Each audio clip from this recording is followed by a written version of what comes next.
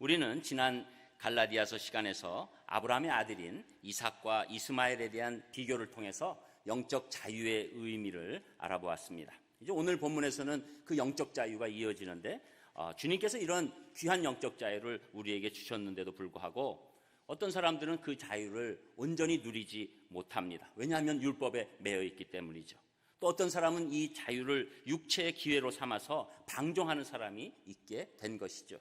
그래서 오늘 사도 바울은 진정한 자유를 누릴 수 있는 길에 대해서 4가지로 말씀하게 됩니다. 첫 번째로 진정한 자유를 누리려면 성령님의 인도가 우리의 육체의 소욕을 이기도록 해야 된다고 말씀하는데 그 말씀이 16절에서 18절까지 나옵니다. 우리 3절 한 목소리로 같이 읽겠습니다. 16절에서 18절입니다. 16절 시작. 내가 이르노니 너희는 성령을 따라 행하라. 그리하면 육체의 욕심을 이루지 아니하리라. 육체의 소욕은 성령을 거스리고 성령은 육체를 거스르나니 이 둘이 서로 대적하므로 너희가 원하는 것을 하지 못하게 하려 함이니라. 너희가 만일 성령의 인도하시는 바가 되면 율법 아래에 있지 아니하리라. 아멘. 여러분, 우리가 예수님을 믿어서 의롭다함을 입었다는 것은 우리 인간의 성품이 그 순간 갑자기 완전해지고 거룩해졌다는 뜻을 의미하지 않습니다. 우리가 예수 그리스도를 믿음으로 말미암아 우리가 값없이 의롭다함을 받고 또 하나님의 자녀가 됐지만 우리에게는 아직도 옛사람의 그 죄악된 습성이 남아있다고 지금 말씀하는 것이죠. 그래서 우리 신앙생활 하는데도 불구하고 이 죄악된 습성이 자꾸 고개를 들기 마련이라는 것입니다. 성경에서는 육체라는 단어를 2가지로 나눠서 표현합니다. 먼저 그냥 우리가 일반적인 지금 이 신체에 관한 육체지요. 그래서 우리의 몸은 하나님의 영이 거하시고 또 하나님께서 우리에게 복되게 살라고 주신 놀라운 인생에 있어서 장막 같은 것입니다. 그래서 우리는 몸을 귀하게 여겨야 되는 것이죠.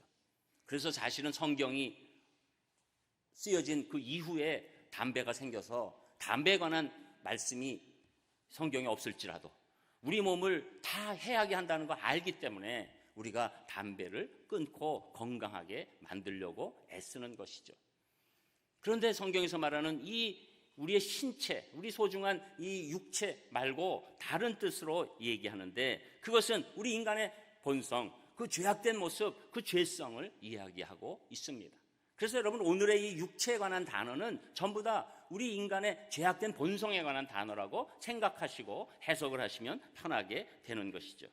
그래서 이 육체의 소욕은 이 하나님을 떠난 그 죄악된 모습이 아직도 우리 안에 남겨져 있다는 것입니다.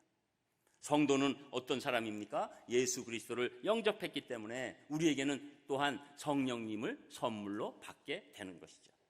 저는 여러분들이 예수님을 진짜 믿으시기 때문에 여러분 안에 성령님이 계신 줄 믿습니다. 그래서 그 성령님께서 우리에게 말씀을 깨닫게 하시고 또 하나님께 기도하게 하시고 하나님과 교제하게 하시고 또 하나님의 그 인도하심 따라 그 하나님을 중심으로 해서 살려고 하는 그 선한 의지를 갖게 인도하시는 것이죠. 여러분, 그러니까 이 성령님의 이 우리를 향한 갈망이 있으신 거예요. 그러니까 지금 제가 말씀드리고 결국은 우리 안에 아직도 이 육체, 죄된 그 본성이 남아있고 또 한편으로는 성령님의 그 선한 인도하심이 같이 있다는 것이죠. 이렇게 상반된 것이 있으니까 충돌하죠. 이 충돌할 때 우리는 영적으로 갈등을 느끼게 되는 겁니다.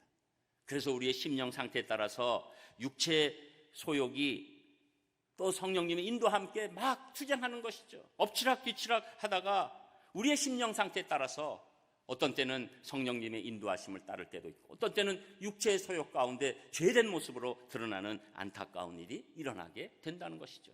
그래서 여기에 대해서 사도 바울은 우리 이미 로마서 볼 때 봤습니다. 7장에 보면 한편에서는 자기가 하나님의 법을 즐거워하지만 다른 한편에서는 죄의 법에 굴복해버리는 자신을 보고 고민하고 있는 모습이 나오죠. 그래서 로마서 7장 24절에 보면 오호라 나는 곤고한 사람이로다 이 사망의 몸에서 누가 나를 건져내랴 이렇게 고백하고 있는 것이고 탄식하고 있는 것입니다. 이 탄식이 사도 바울만의 것입니까? 우리가 신앙생활에서 경험해 보면 우리 안에 이 탄식이 있다는 것을 알고 있게 되죠. 예수님을 믿을지라도 우리 안에는 지금까지 유지해온 그 육체의 소욕이 강하게 남아있어서 성령님께서 주시는 감동을 소멸시키는 그런 안타까운 모습도 나타나게 되는 것이죠.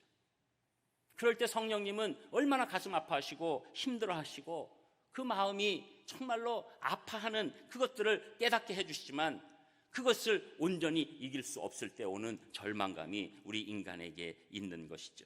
결국 육체의 소욕은 우리가 육체의 일로 빠져들게 하면서 성령님의 인도에 그 가지 못하게 하는 안타까운 그런 이 장애물이 돼버리고 마는 것이죠. 그래서 오늘 사도 바울은 이 서론 가운데서 우리가 진정한 자유를 누리기 위해서는 성령님의 인도가 육체의 소욕을 이기도록 우리의 심령을 다잡아야 된다, 이렇게 먼저 말씀하고 있는 것이죠.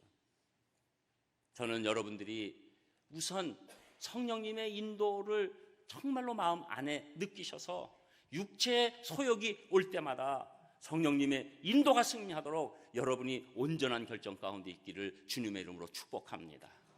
그런데 이제 육체의 일, 이 성령님의 인도, 이것을 사도 바울은 구체적으로 말하기를 원했던 것이죠. 그래서 두 번째는 진정한 자유를 누리려면 육체의 일을 버려야 된다고 말하면서 육체의 일에 관해서 구체적으로 설명하고 있는데 그 말씀이 19절에서 21절까지 나옵니다. 우리 세 절 또 함께 읽겠습니다. 19절 시작. 육체의 일은 분명하니 곧 음행과 더러운 것과 호색과 우상숭배와 주술과 원수 맺는 것과 분쟁과 시기와 분냄과 당 짓는 것과 분열함과 이단과 투기와 술 취함과 방탕함과 또 그와 같은 것들이라. 전에 너희에게 경계한 것 같이 경계하노니 이런 일을 하는 자들은 하나님의 나라를 유업으로 받지 못할 것이요. 아멘. 바울은 하나님의 이 선한 뜻, 성령님의 인도와 배치되는 15가지 육체의 일, 즉 인간의 깊은 죄성을 구체적으로 나열하고 있습니다. 그런데 이것을 이렇게 크게 나눠보니까 4가지 범주예요. 첫 번째로는 이 성적인 죄악이라는 겁니다. 그것이 음행과 더러운 것과 호색이라고 말씀하고 있는 것이죠. 여러분, 음행의 원어는 이 포르네이아라고 해서 포르노의 단어가 나온 그 원어입니다. 그래서 음행은 성적으로 부도덕한 행위를 가리키고 있고 그 가운데 나오는 더러움을 얘기하고 있습니다. 그래서 이 부도덕한 이 성적 관계에 있어서 이것이 성령님을 강하게 아프게 하는 첫 번째 이 중요한 죄악이라고 말씀하고 있는 것이죠. 그래서 호색까지 나가면 이것은 방탕한 관계를 아예 즐기는 쪽으로 바뀌어 있는 안타까운 사람의 모습을 보여주고 있는 것입니다. 여러분, 요사이는 미디어를 통해서 이 성적에 관해서 너무 개방적으로 나오는 정도가 아니라 이것은 심할 정도로 점점점 이 모든 것들을 이끌고 가고 있고, 여러분, 사단은 이 세상을 통해서 성적에 관한 이 도덕에 관한 것들의 기준을 자꾸 낮춰버립니다. 괜찮다고 얘기합니다. 요사이는 혼전에 임신하는 것을 혼수라고 얘기할 정도로 이렇게 모든 것들을 쉽게 표현하고 마는 그런 상황이 됩니다. 이 모든 것들, 이 성적인 죄악이 사실은 성령님의 마음을 아프게 하는 것이고 성령님의 인도를 가로막는 결정적인 일이 되고 있다는 것이죠. 그래서 이 육체의 일을 지금 사도 바울은 버려야 된다. 먼저 이 성적으로 짓는 이 육체의 일, 이것을 설명하면서 강력하게 버려야 된다라고 말씀하고 있는 것이죠. 또 두 번째로 큰 카테고리 안에 우상숭배와 주술인 이 신앙적인 죄를 얘기하고 있습니다. 우상숭배는 하나님을 눈에 보이는 형상으로 만들어서 섬기는 것을 말하고 있는데, 우리 크리스찬들이 실제적인 우상을 갖고 있는 보이는 우상으로 갖고 있는 분들은 별로 없지만 심령 안에는 하나님보다 더 중요하게 여기는 것, 그것을 우상숭배라고 말하고 있는 것이죠. 여러분, 하나님이 공급하신 것이 다 좋고 아름다운 것이지만 아무리 그것이 좋다 할지라도 하나님보다 더 높여짐을 받을 때는 그것이 우상이 되는 것입니다. 그래서 이 우상, 마음의 우상을 버려라, 라고 지금 사도 바울은 말씀하고 있습니다. 또 여러분, 주술의 이 죄악이라는 것은 예언과 관련된 범죄를 말합니다. 성경에서 말하는 하나님으로부터 나온 예언은 모든 시대에 적용되는 하나님의 말씀을 말합니다.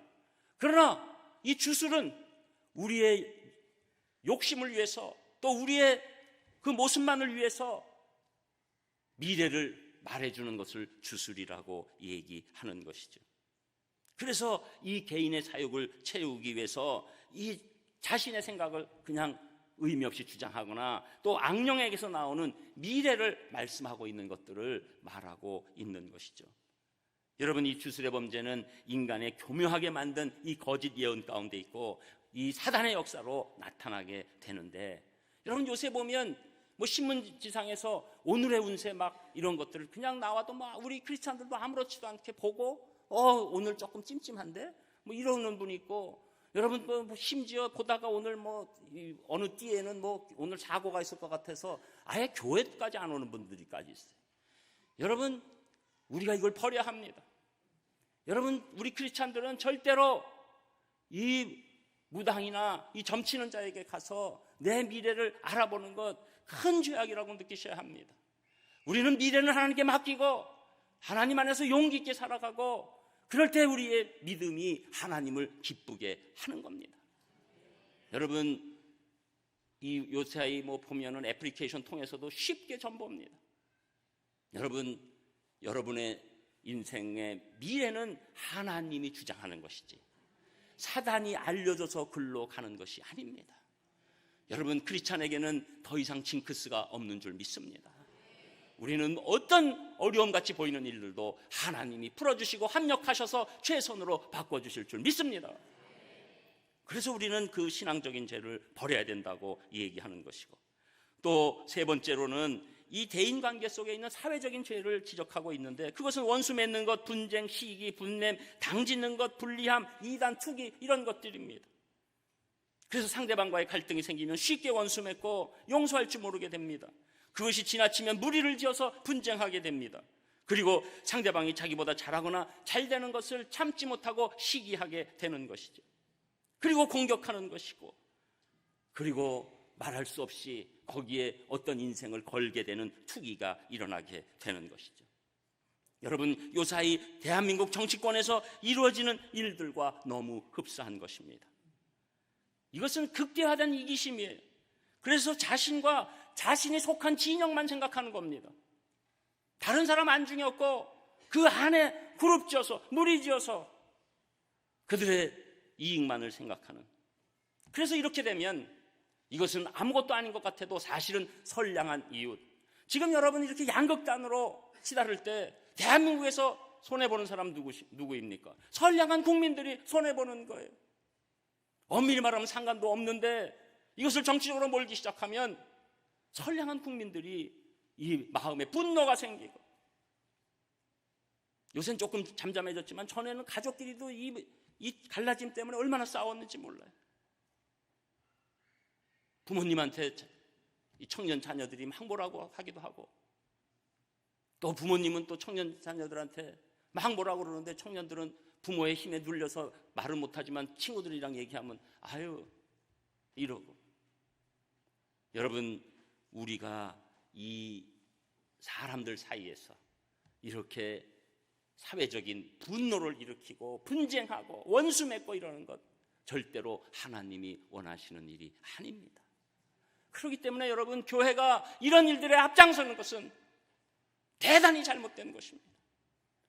교회는 여러분, 너무나도 감당할 수 없는 크나큰 악일 때는 우리가 정말로 북한 공산체제 같은 것이 들어오면 교회가 먼저 목숨을 걸고 나가야 되고 목회자가 먼저 목숨을 걸고 나가야 되지만, 이 정도 대한민국의 민주사회 가운데서는 우리 교회는 끝까지 하나님 안에서 분쟁을 오히려 화합으로 사랑으로 엮을 수 있는 놀라운 힘이 필요하다고 말씀하고 있는 것이죠.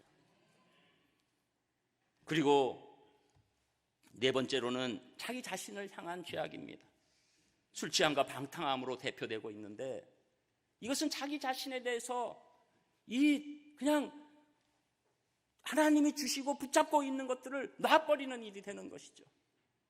그래서 술에서 극도로 취하게 되면 당연히 육신적인 일을 도모할 수밖에 없는 것이고, 또 사람이 자기의 기준 없이 그냥 방탕하게 되면은 결국은 이 방탕은 중독으로 빠지게 되는 것입니다. 방탕한 가운데서 결국은 알코올 중독이 생기고 마약 중독이 생기고 도박 중독이 생기는데, 이 중독이 오면 사람의 힘으로 할 수가 없어요. 거기에만 사로잡혀서 앉으나 서나 그 생각만 나는 것입니다.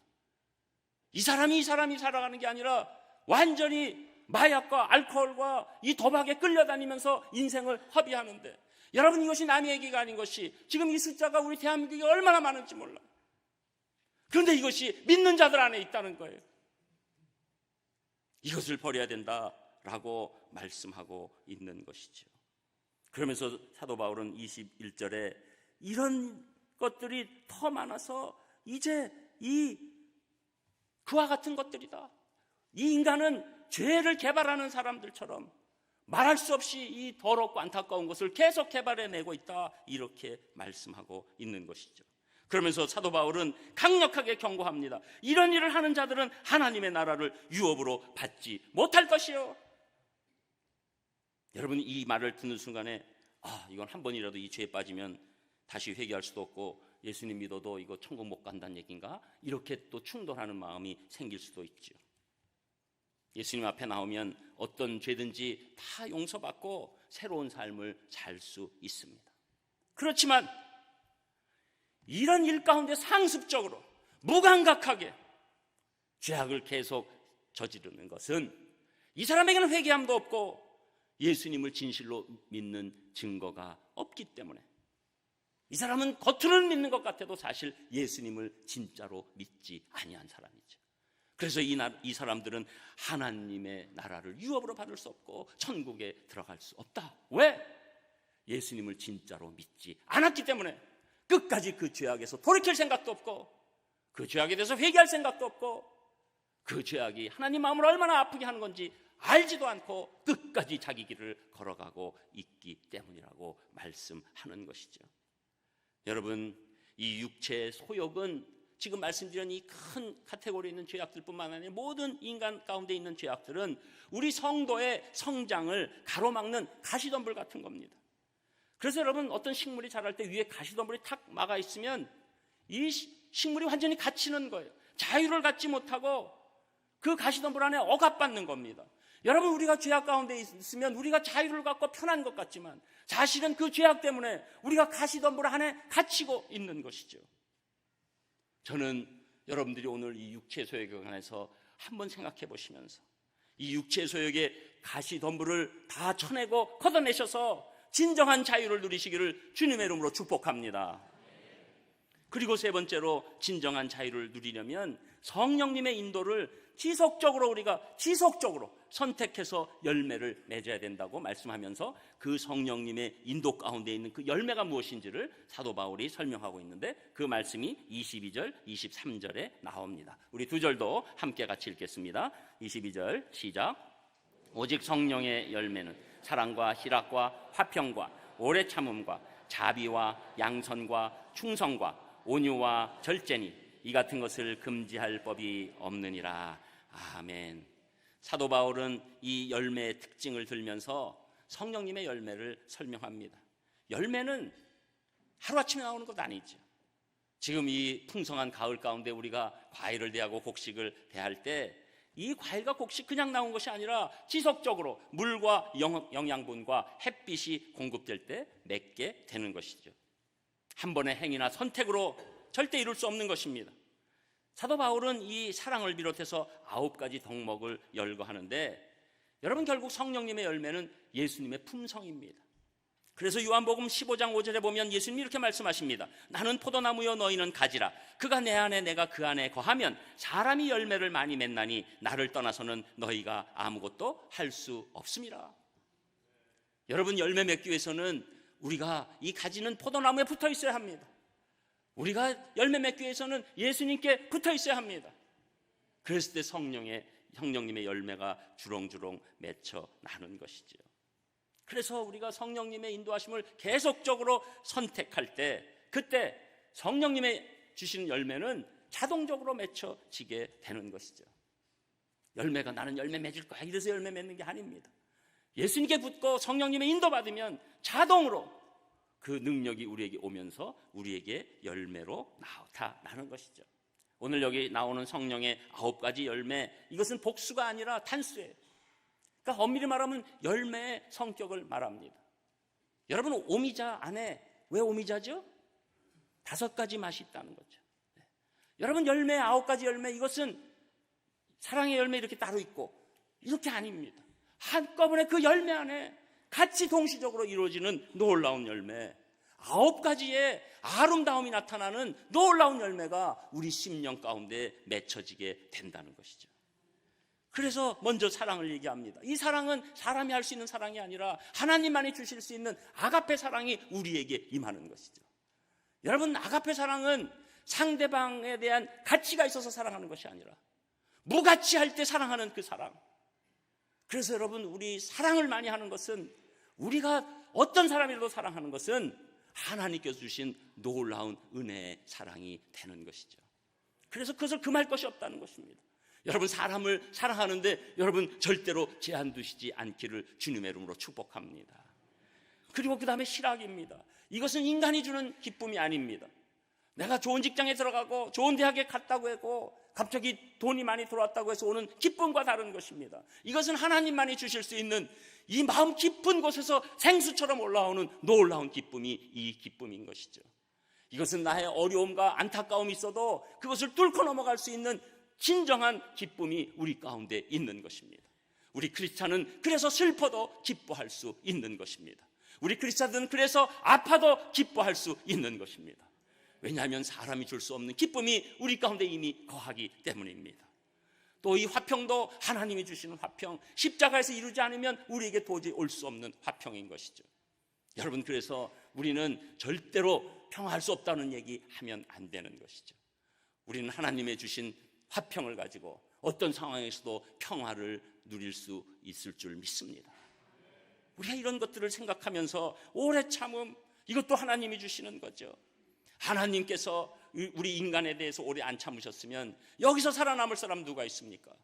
또 어떤 사람들은 막 힘드니까 빨리 오시옵소서, 빨리 처단해 주세요 하지만 남은 영혼은 어떻게 하냐고요. 하나님 오래 참으십니다. 물론 하나님은 계속 무한대로 참으시지는 않으시지만 하나님 오래 참으시는 줄 믿습니다. 그래서 우리가 그 품성으로 오래 참는 것이고, 또 자비라는 뜻은 하나님의 마음을 대표하는 것입니다. 그래서 타인에 대해서 넓게 이해하고 긍휼을 베푸는 마음이죠. 저는 우리 크리스찬들은 늘 긍휼의 마음이 있어야 될 줄 믿습니다. 우리는 정죄의 마음을 꺾고 긍휼의 마음으로 살 때 하나님께서 우리에게 열매를 맺게 해주실 줄 믿습니다. 또 양선이라는 것은, 이것은 내 생각으로 끝나고 마음으로 끝나는 것이 아니라 적극적으로 행하는 거예요. 여러분, 오늘도 필요하시면 여러분 움직임 가운데 적극적으로 선한 일을 행하시기를 주님의 이름으로 축복합니다. 오늘도 이렇게 왔다 갔다 하시고 또 어르신들이나 약한 분들 만나시면 여러분 격려하시고 또 손 붙잡아 주시고, 나한테 같으면 이건 조금 나는 좀 소름 돋는데 뭐 이래도, 여러분, 이 양선이라는 것은 내가 내 품성이 아니라 하나님의 마음으로 적극적으로 선을 행하는 행동이 되는 것이죠. 여러분, 그것을 교회에서 연습하는 겁니다. 저는 여러분에게 양선을 교회에서 연습하시기를 주님의 이름으로 축복합니다. 그래서 소름 안 돋게 만드셔야 돼요. 밖에 나가서 살더라도. 그리고 충성도, 이것은 예수님께서 하나님께 드린 충성의 마음을 우리가 갖는 것입니다. 예수님은 십자가에서 죽기까지 하나님께 충성하셨기 때문에 우리가 그 마음을 본받아서 무슨 일이 있어도 하나님께 충성하고 헌신하는 삶을 살게 되는 것입니다.